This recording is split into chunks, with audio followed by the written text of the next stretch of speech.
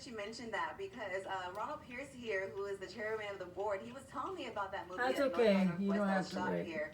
And Aaron, our weather guy, he's talking all about it because he likes that movie. But it's a really cool sight to see here at Minterfield Air Museum because this is my first time and I'm just like mesmerized by all the historical artifacts we have here. Ron, tell me about what's behind me right now. And you were talking about Pearl, who's one of the women's Air Force Service pilots. What are we looking at here?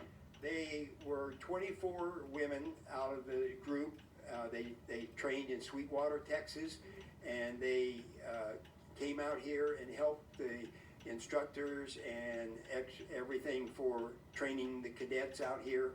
The WASP, Women's Air Service Pilots, flew everything that the men could fly, and usually they transported them from where they were built to a base to be used.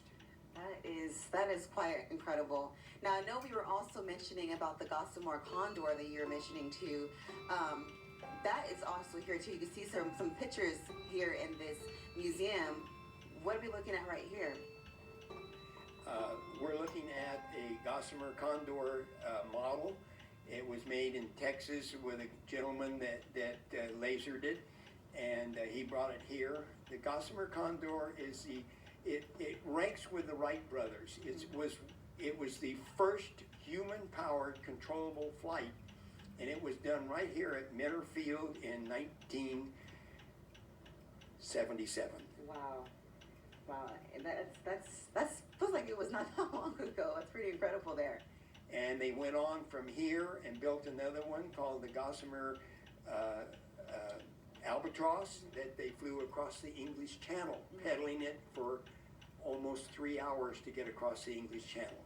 That is fascinating, but there's one more thing you have to show me before we get out of here, okay?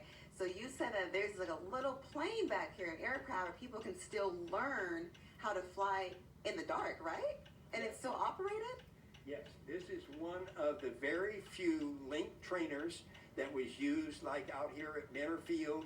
They had rooms just full of them that would teach pilots to fly at night because there's no stop signs or white lines when you get up in the air at night. So they had to learn how to fly by looking at the instruments and figuring out how far they had to go before they could get a beacon to fly to get to where they wanted to go. This is a working link trainer. It's one of the very few, probably a handful of link trainers that still work. Took us 10 years to get it to work, but it does everything that you can do to fly. So wow, it's still, it looks like a ride. It looks like a ride, but it was helpful to teach the pilots to fly at night. The door closed here, the top came down, and all I could see was the instruments inside. This is pretty incredible here, I gotta say. I mean, there's so much to see here at Minterfield Air Museum, and if you haven't been here, you have to come out. When can people come out? When you guys are open? We're open Fridays and Saturdays, 10 to 2. There is no charge. We do like donations, but just come out and enjoy. We've got Wings and Wheels coming up in November the 8th. Come out for that. You can also get a ride from Wings and Wheels over to the museum while you're here.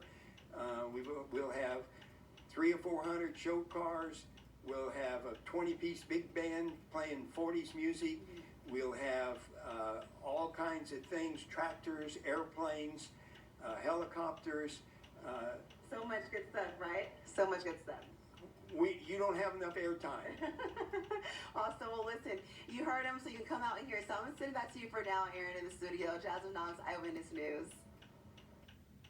Jasmine.